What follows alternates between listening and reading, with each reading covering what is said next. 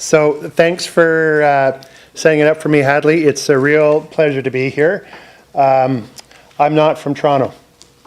I now live in Edmonton, but I spent many glorious years living in Kitchener-Waterloo, and my wife worked in Toronto, so she fondly refers to Toronto as the Big Smoke, and I fondly refer to it as the gateway to Kitchener-Waterloo. I'm really pleased to participate in a Maytree event. I used to be the vice president of the Tamarack Institute, and so we have lots of close connections with the Maytree Foundation ever since the beginning, and so it does, as I mentioned to Hadley, feel like I'm visiting family right now. I'd also like to confirm I love this theme of disruption. I like it and love it because not only is it happening all the time, and we all have lots of examples of that, but I like social innovation, and the first act of social innovation, or a precondition for social innovation, is disruption. Innovation requires disruption. Innovation is disruption. So I know we'll talk a little bit about disruption further, but I'm drawn to this theme in a personal way. And I actually like the Good Ideas format. I've never been to one of these sessions, but I've read a lot about them. And I wish I were here in 2 weeks, because that 100th anniversary sounds great. And I do want to note that number 99, I'm from Edmonton. And I like that number. And I wish we had him back. We don't have a lot of time, so I want to get into it. And what I'd like to do before we begin is there's a question on your table that I don't think I'm going to frame perfectly the right way. But the essence of it is this. You came here, and you could have gone somewhere else today, and you came to talk about evaluation. And so here's my question for you at a table. Maybe we'll take 2 or 3 minutes to discuss this, and then we'll hear what you have to say.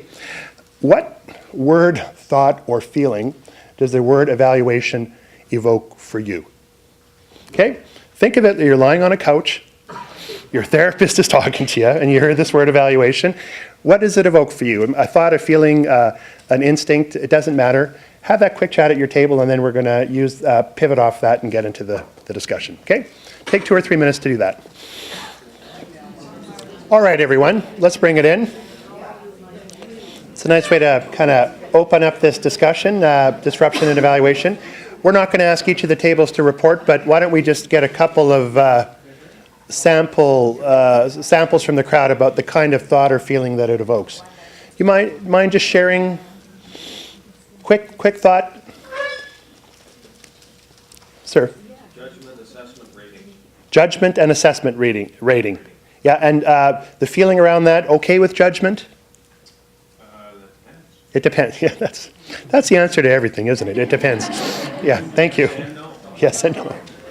Stories impact opportunity to change direction. Very nice. Stories impact opportunity to change direction. Sir, did you have your hand up? Yeah, 2 aspects. Are you the evaluator Yes. or the evaluatee? Yes. And that makes the difference. Another it depends, darn it. Yep, thank you. I saw a hand over here on this end.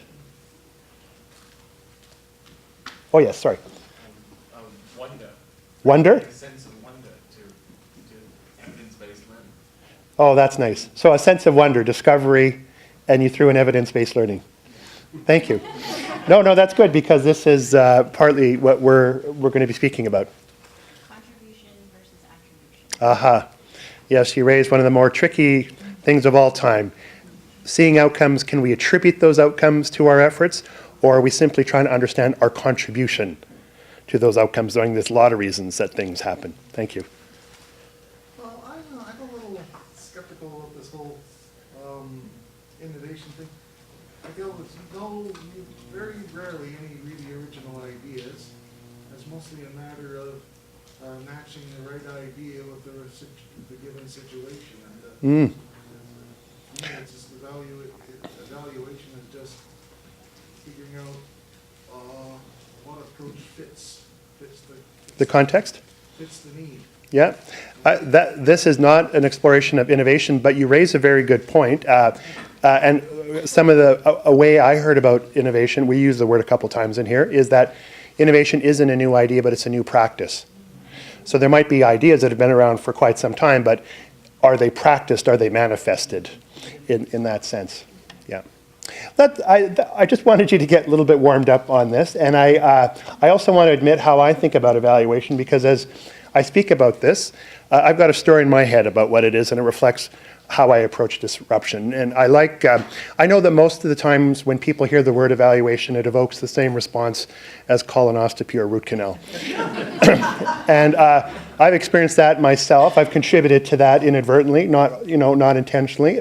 But the word that I like the most, or the way that I think about it that is most useful to me, is that evaluation is reality testing.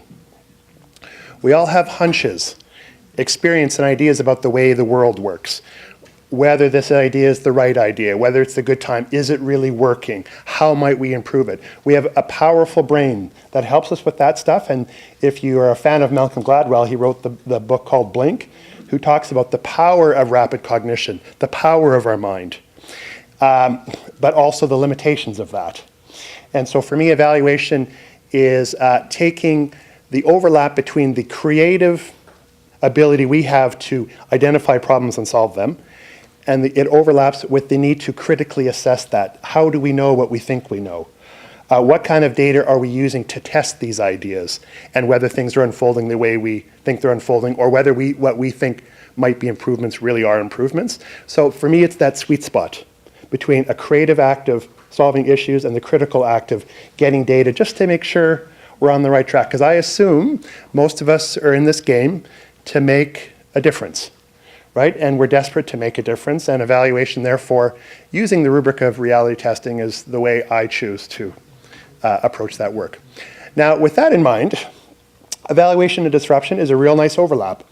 I don't think we have to spend a lot of time on this, do we? Disruption is everywhere. Would you agree? Technology, demographics, things happen in another part of the world, they affect us.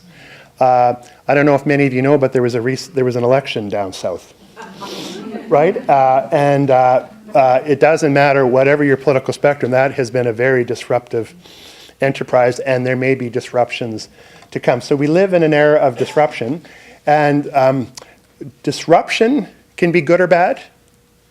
Innovation could be good or bad, but what we know is what is a given is that we have to work adaptively with disruption, because a disruption means an interruption of patterns. Patterns of thinking and patterns of doing. So they are getting disrupted, and we have to adapt.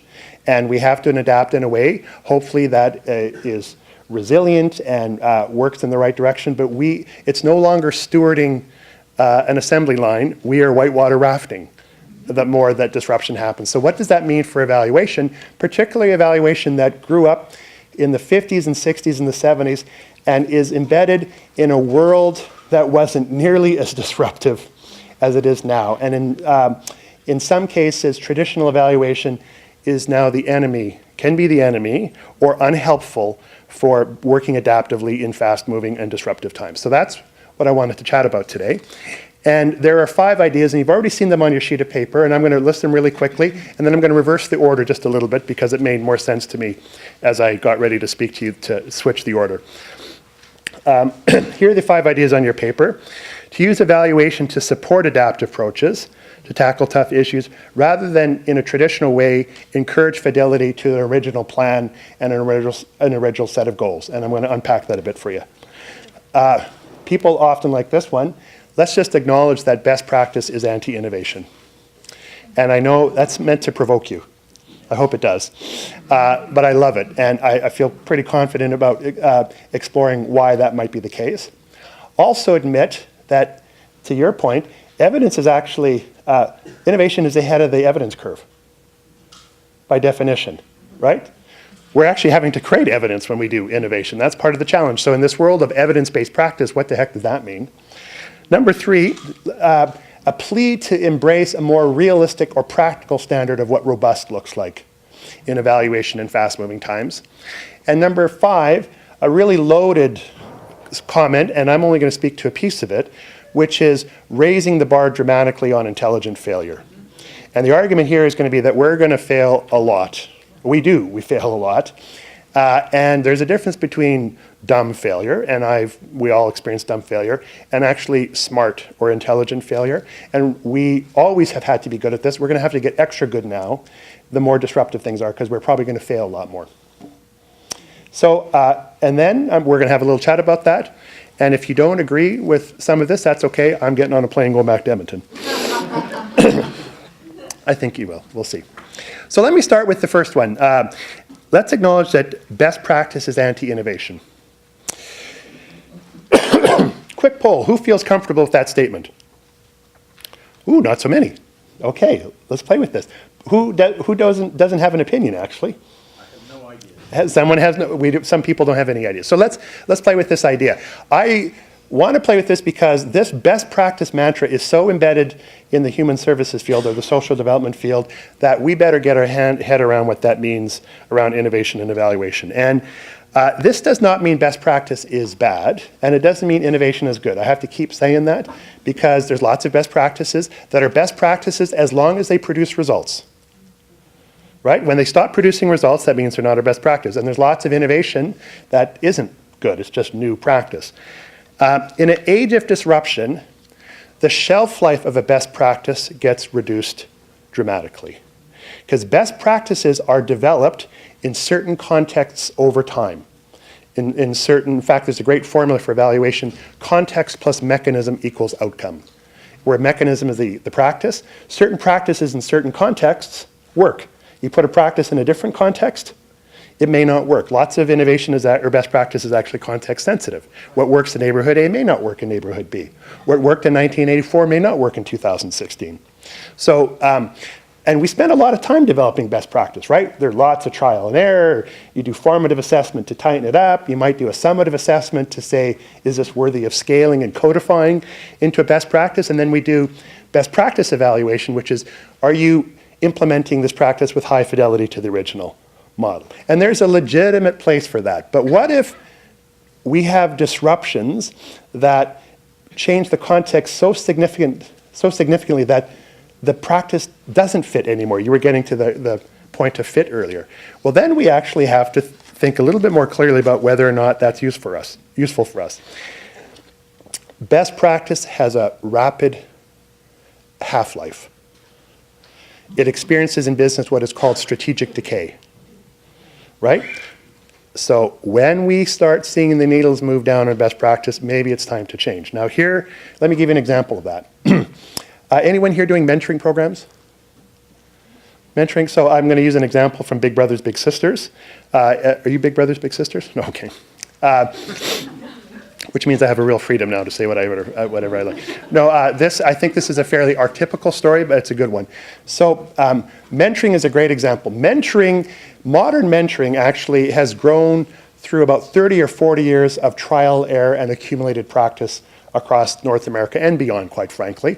And it has been codified in a way that practices often are. It eventually ends up in standards, right? We've created recipes for mentoring, all the way from how to do outreach, how to do training, how to do all that kind of stuff. And if you're involved in organizations like Big Brothers Big Sisters, et cetera, or other national organizations, this is codified in national standards.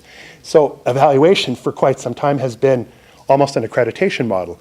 Are you following best practice? Now that's terrific because for quite some time that has been useful. Here's what we're learning, at least in some of the projects I've been in. The context for mentoring has changed so much that there is now friction with those standards. So what has changed? Number one, kids have changed. Mentoring grew up at a time where one person told me they were dealing with Disney kids. And Disney kids was, you met every once in a while, you went out to the park and did something nice. You kind of was predictable, almost what the relationship was going to be like. It was a very sort of stable, predictable pattern. Now kids who are getting mentored are for every ethnocultural background, every kind of demographic, class background. The variety in the kids involved in mentoring programs is crazy diverse. There's no longer these Disney kids, this mythical kid in the 50s, 60s, and 70s. Number two, the expectations and the engagement of volunteerism and volunteers has changed dramatically. Volunteers want shorter assignments, more meaningful assignments. They want to have choices in those assignments, and they have a lower tolerance for assignments not working out. Even recruiting volunteers has changed, given the practices around safety. You know, who can be a legitimately volunteer? So that's all changed. Here's the third big thing that's changed. Mentoring used to be a generalist intervention, where if you did good mentoring, we would see a splatter of good outcomes. And I use that word purposely, splatter. Kids would do better in school, they'd be more likely to demonstrate antisocial behavior, whatever that is, they would have better relationships at home, etc. Does that make sense? A generalist, a lot of good things would happen. Now people are looking at mentoring as a specialist intervention. Can you get better grades? Can we do mentoring for better grades? Can we get mentoring to kind of divert these kids who are in really risky situations away from gangs? I've seen lots of those. Can we do mentoring for physical, sport, recreational achievement? These three things, different kids, different mentors, different intents of mentoring, now means that those national standards don't reflect the urgency of many groups to keep to the essence of mentoring, which is positive relationships between kids and adults over time. That's the essence of it. But the manifestation of that in a practice has to change. So people want to try all this crazy new stuff, i.e. innovation, but it comes up with friction against standards. So people are asking for substitutions in national standards all over the place. And this causes challenges, including a real quick case study from Edmonton, where mentoring in the Somali community was proven to be difficult because the standards weren't being followed. Police checks were one of them. And in fact, some of the people doing mentoring said, I live in a pretty tight-knit community. Most of the people that you're asking me to do police checks on are my uncles, right? Like, you know, maybe not metaphorically uncles. I am not asking my uncle to go through a police check. So they're having all this uneven application of police checks. They have all these uneven applications of how mentoring is offered, et cetera. And the group there has said, hey, why don't we try something different? Rather than do it the Somali way, and rather do it the Canadian way, can we work together to create from scratch a third way, right? That reflects both kind of cultures, pays attention to the constraints we're all working in, but let's create a third way. The struggle is, it's rubbing up against national standards, and so there's a real tension involved in managing that. So best practice is useful as long as it's able to reflect the complexities on the ground and generate good outcomes, but there's a point in time where best practice is by definition anti-innovation. The challenge for us is to know when to loosen up and to say best practice is a challenge, let's get into innovation and embrace an evaluation paradigm that supports but doesn't short-circuit that. Item number 1.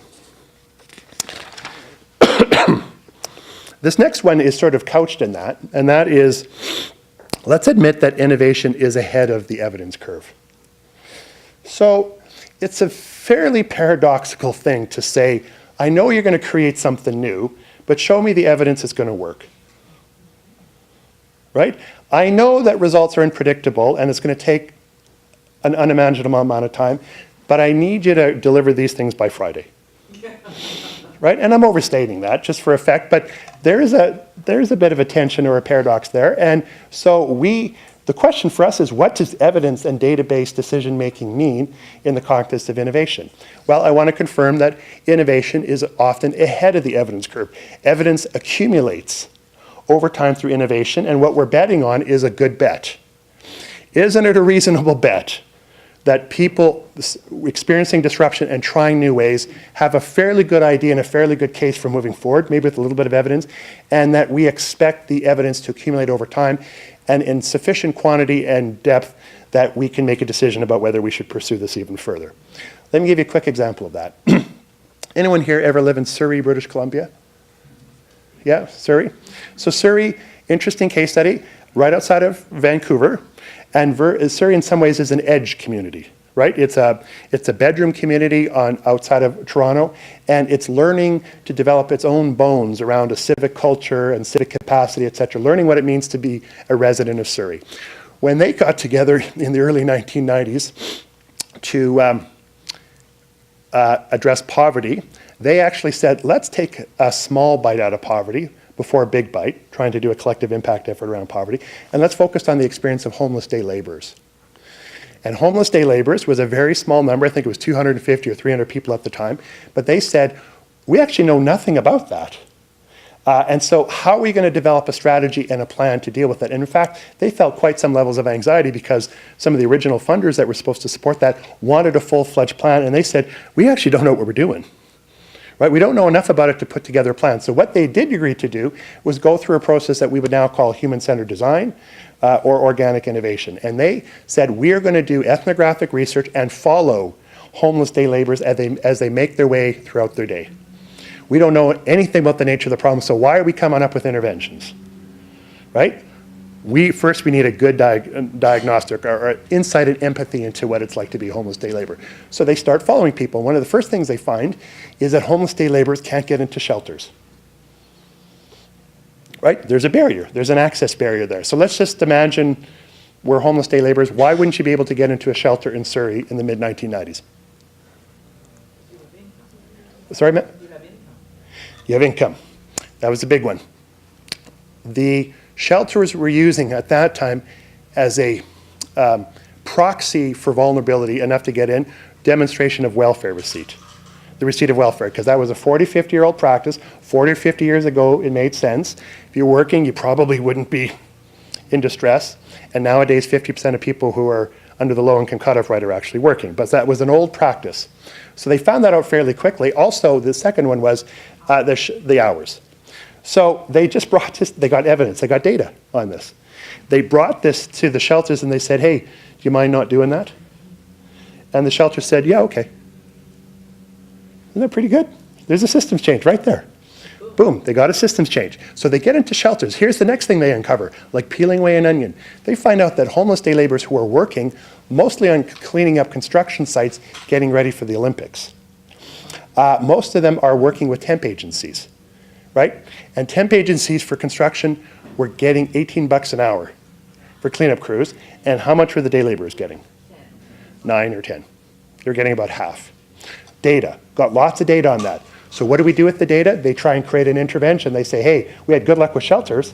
Let's actually go to the temp agencies and say, would you change your practices? It turns out they got more data, and the temp agencies actually laid out their business books. It might be a predatory kind of relationship, but it's not as if people are making millions of bucks in temp agencies either. Those are pretty marginal businesses. And so they actually argued quite compellingly, showing the books, there wasn't much room for them to change those practices. Data. Evidence. So what did they do? They went to the nonprofit organizations and said, you're fulfilling an intermediary function anyways around employment services. Would you fulfill that function and do it for free and allow all of the revenues to go right to the day laborers? So they did. Most of them, 75%, moved to the temp agencies. Intervene, disrupt, create a new challenge and a new problem. Turns out really fast that construction companies cannot give these employees directly now automatic deposit. Why not? They don't have bank accounts. Right? So, hey, more evidence. Get more evidence. It's accumulating, isn't it? Go to the banks, show them that stuff. Turns out that the bank managers of the big banks or regional offices, they don't have a lot of autonomy, so they can't make the change. So they go to the credit unions and say, would you create alternative financial products for the working poor? And they do. I'm just going to share you one more anecdote because they're endless. Housing First comes into play around that time. Everyone familiar with Housing First? Right? So they do Housing First. They track these now homeless day laborers in these housing situations. And it turns out the retention rate is much lower than expected. And one of the biggest reasons for that, and there's lots of them, is captured in the one phrase, a house is not a home. I'm struggling with some addictions or etc.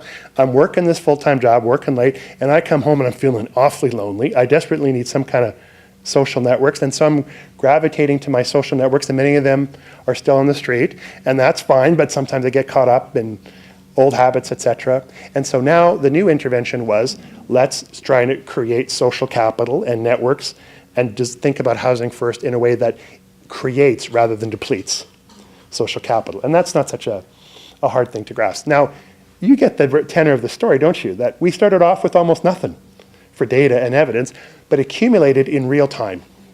And over time, an evidence base was created well enough that they began to form up this project called Project Comeback, access to shelters, access to housing, access to financial products, and finding ways to dramatically improve income amongst the features.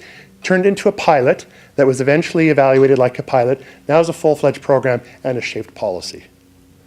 Evidence accumulated over time. We had none of that evidence to begin with. Item number 2. So what does that mean?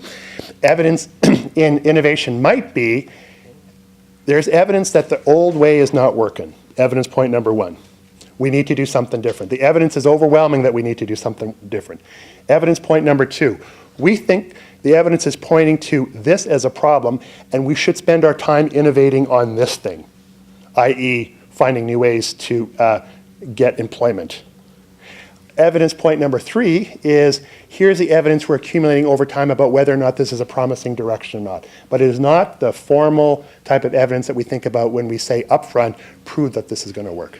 Now, the last part of that story, that project worked for quite some time, turned into almost a best practice, and then after 2010, something happened. I'll give you a hint. It happened the moment Katie Lang sang Alleluia. The Olympics ended. The boom is off. The whole pillar of that part of the program, which is these construction jobs and intermediate, the other parts are still stable. That part collapses. So what do they have to do? They got to go through the innovation process and find new ways to shore up that part of the strategy in the plank. How are we doing, guys? Okay? So point number 2, evidence is ahead of, innovation's ahead of the evidence curve. Let's go to number 3. To use evaluation to support adaptive approaches and to keep the innovators as the primary users of data, rather than use evaluation as an external accountability measure which privileges fidelity to the original plan and delivery results on a fixed schedule. Okay? I'm overemphasizing that, I know, for dramatic effect, but a lot of evaluations actually shifted towards this accountability mode, and as I'm going to say at the end of this point, it never started that way. Evaluation was always meant to inform and drive experimentation. So let me give you a quick example of that.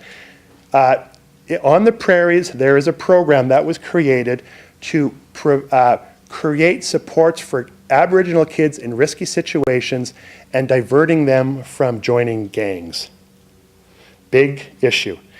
The innovator group came together and started to talk about an evaluation plan and got overwhelmed pretty quickly about the reporting requirements and the evaluation requirements of the federal government. And the primary reporting tool for that was a technique called social return on investment, SRI. Who's heard of SRI? Okay, there's lots to say about SRI, and often it's good, but here's what happened. That group got so overwhelmed by that, feeling that was the primary purpose of evaluation, that they said, look, let's just build our program and let's focus all our evaluation efforts on SRI. So we did a data simulation. We said, okay, are you sure about that? They said, we think so. And we said, maybe just reserve judgment for a little bit. What we're going to do is we're going to come back with a draft SRI report. And we're actually going to simulate data. We're not even going to give you real data, but we're going to show you what it looks like, what it takes to gather all the information, and we're going to show you the information, and we're going to test the degree to which it helps you make decisions as social innovators. So we did that. Came back 2 weeks later, came up with 3 different scenarios. What would you do if the data said this? What would you do if the data says that? Do you know what it means for you to have to track the stuff to feed that report, etc.? Before we even got done, a high-level police, someone in the police department was writing on the back of the napkin and said, I just realized that we would get the best SRI if all these Indigenous kids would die. Wow. You know what, this is heavy. And he was making a point, saying, are we really going to use this data to make any kind of decisions? Because are we really going to make decisions about how to squeeze out a better SRI if we don't provide the service, et cetera, et cetera? He said, they can use that and we'll feed that beast, but we're not going to make decisions on that. And so what they did is they created their own evaluation package and stream, which was focused on things like this. I don't actually understand why kids even turn to gangs at that young an age. We don't know anything about that. Number 2, we're talking about resiliency for Aboriginal kids. I actually think resiliency in Aboriginal communities is different. Can we actually weave together the best of resiliency research and weave it together with the medicine wheel metaphor?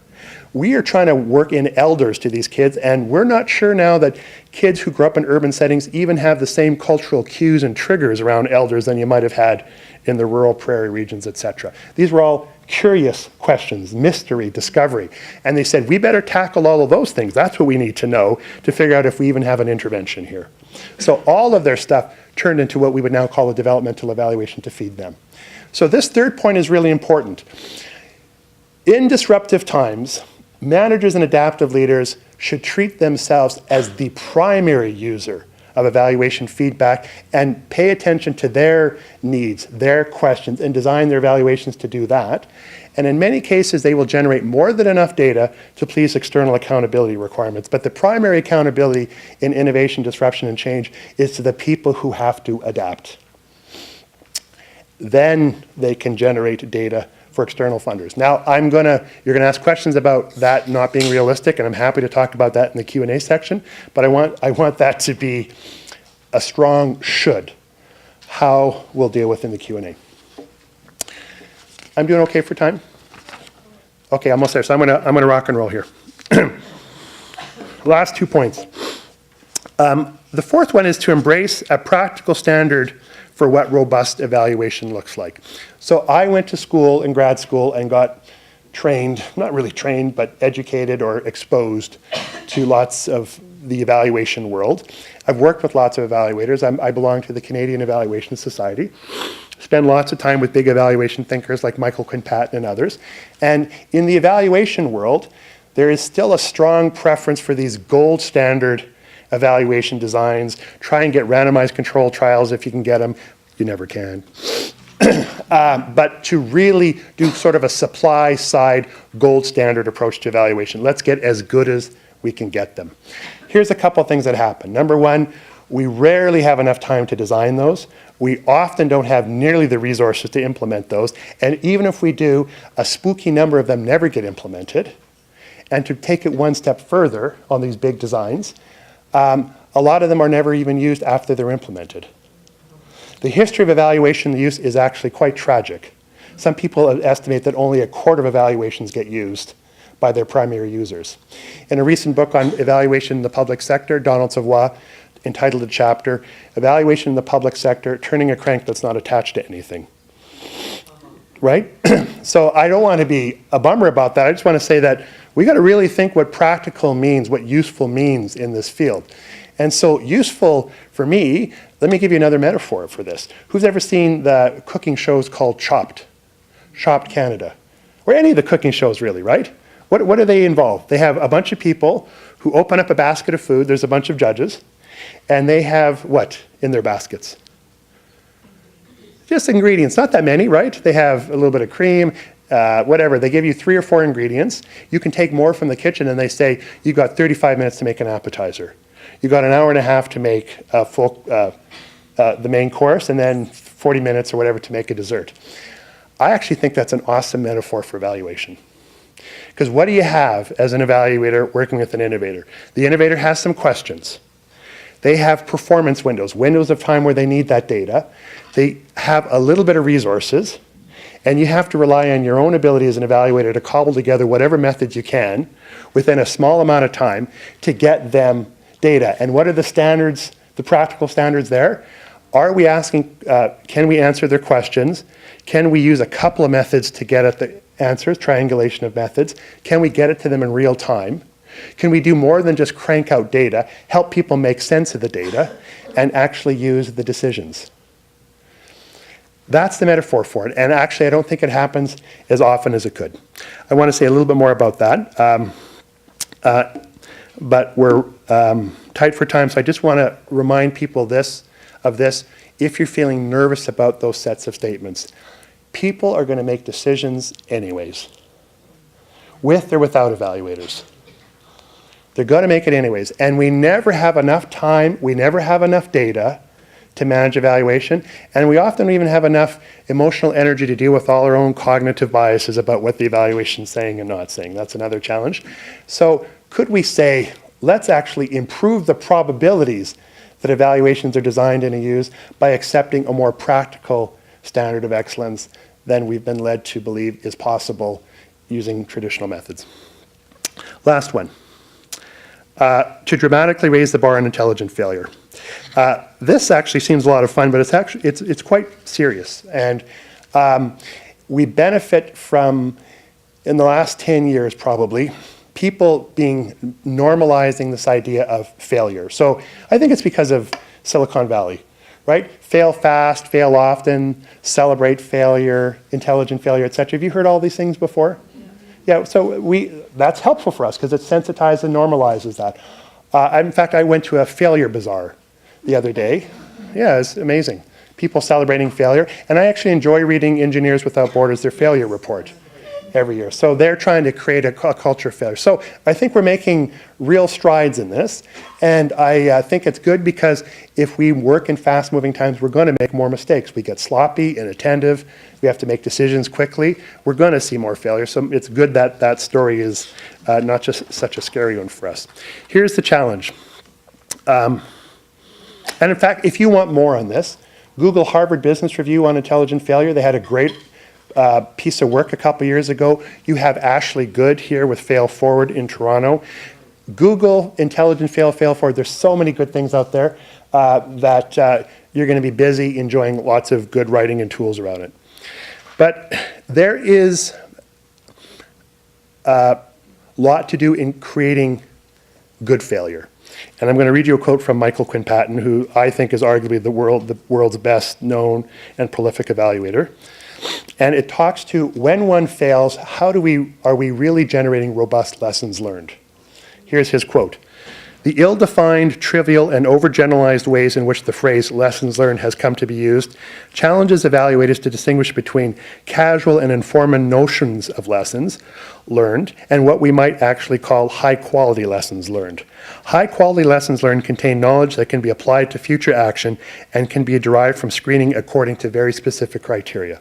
So if you Google betterevaluation.org and go to lessons learned, there's lots of resources on this, and I encourage you to take a look at this. I want to focus on one or two dimensions of this really quickly. Number one, some of the criteria include a very thorough and honest assessment about what the causes of the failure were. And number two, a demonstration that practice has changed in order to validate the phrase lesson learned. There's lots of lessons that are actually not learned because people do them over again, right? Their cognitive biases are so strong or their patterns are so strong, we just keep repeating mistakes. It's like Groundhog Day, if you remember that movie. So how does one properly dissect that and then link a lessons learned discussion into a real tough question about so what, now what? What was the lesson learned? So what are the implications for our strategy or model or intervention? And now what are we going to do about it? So let me give you a couple quick examples of that. Number one, in Vibrant Communities Canada, we had the benefit of working with the J.W. McConnell Foundation, and Tim Broadhead was the ED at the time, and he helped create a culture in the project that allowed for failure and adaptation. When he said to groups employing a collective impact approach to poverty reduction, if you have the same strategy in 3 years from now as you do today, we're going to defund you. Because it means you're not paying attention. If you think what you have now is the right thing, you're not paying attention. As Michael Tyson said, one of the world's greatest philosophers, everyone's got a plan until they get punched in the head, right? That's what trying to solve tough problems is like. You go in with an idea and then boom, stuff changes. So we would run an annual reflection session every year designed around, so what has changed, so what now what? What lessons did you learn? And here's some of the findings. Edmonton had a terrific strategy around creating a workforce development pipeline or an innovation pipeline for human services for the working poor because no one was dealing with that. We had a coach, and so their job was to generate through a continuum of innovation new products, services, policies directed at the working poor. 2 years into it, an evaluator came up with the following conclusion. This group has implementation excellence. They are so good at moving ideas through the funnel, testing them and scaling. They are terrific. They're one of the best we've ever seen. Unbelievable discipline. But they now think they have strategy failure. The execution's been good, but the strategy isn't nearly able to get them to the scale of outcomes that they desire. So they've implemented well, but they want to radically change their strategy, and they did. They actually went citywide and started, their new strategy was to create a workforce development pipeline from the inner city out to the suburbs and the regions where all the jobs are in Edmonton because it's an industrial town. St. John, on the other hand, had a great theory of change, a great strategy, which was to move from wobbly, disconnected human service systems to robust, well-supported, integrated human services system. That strategy worked really well for St. John, particularly as it referred to young families and vulnerable mothers. The same evaluation came back and said, this group has a terrific strategy, but they've got tons of implementation problems. That's why they're not achieving their outcomes. They don't have enough resources. Their pool of staff is not big enough. The business community is not engaged in the same way, etc. See where I'm going with this? Understanding the causes of failure. And I want to actually end this with two quick anecdotes. One is on a theme area that's really important to me as a Canadian and as an Edmontonian and as someone who's also thinking about whether we can tackle complex problems. And that's moving forward on the Reconciliation 94 calls to action.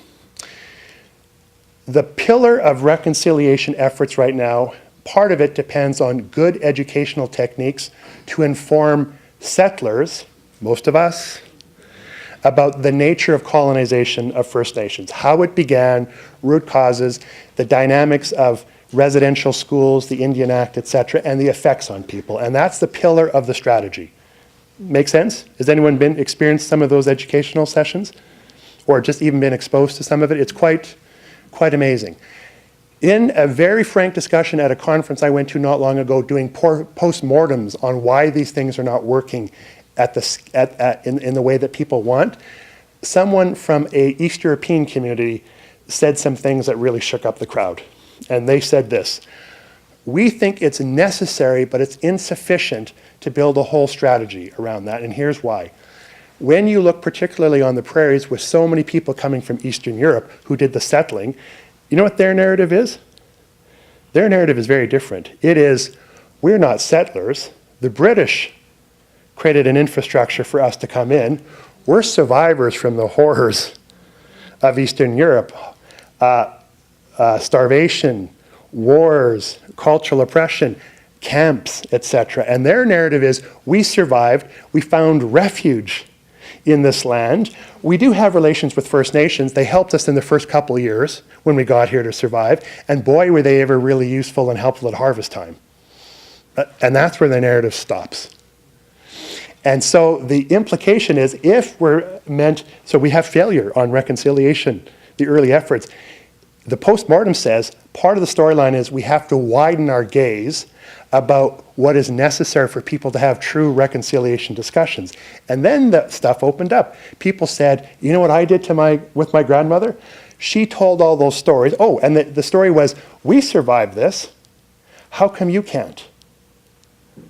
Right? And do you think that's mean-spirited? You know where it's coming from. It's from people who survived a lot and are absolutely curious about why the dynamics are different for First Nations. Heavy topic. And a woman who had heard this said, Grandma, Babcha, you know what it was like to feel that under so-and-so, whoever was doing the oppressing at that point? And Babcha said yes. She goes, that's how they feel. And grandmother burst into tears. So the insight was, we have to widen our gaze on the narratives that keep racism and colonization in place, and that opens the way for new possible interventions. That's number 4. Is that number 5? Yeah. I'm done, I think, actually. So here's the last point on that. Regardless of your political stripes, one of the biggest postmortems going on right now is in the Democratic Party in the United States about what happened. Do we not think that raising the bar on intelligent failure to really have a serious discussion about what triggered those kinds of outcomes and what the implications for next steps are is not truly a high-stakes game? So my time is now at an end. My argument has been pretty simple. For adaptive leaders and social innovators to navigate and thrive in disruptive times, part of what we have to do is go back to traditional evaluation and turn some of those ideas on their head, or at least think about them in new ways. Those ideas are best practices by definition anti-innovation.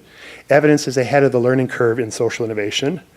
We need real-time, even developmental evaluation that privileges the innovators first and offers the insights from the innovators to the funders as evidence of good practice. We need practical standards for what represents robust assessment, and we need to raise the bar on intelligent failure.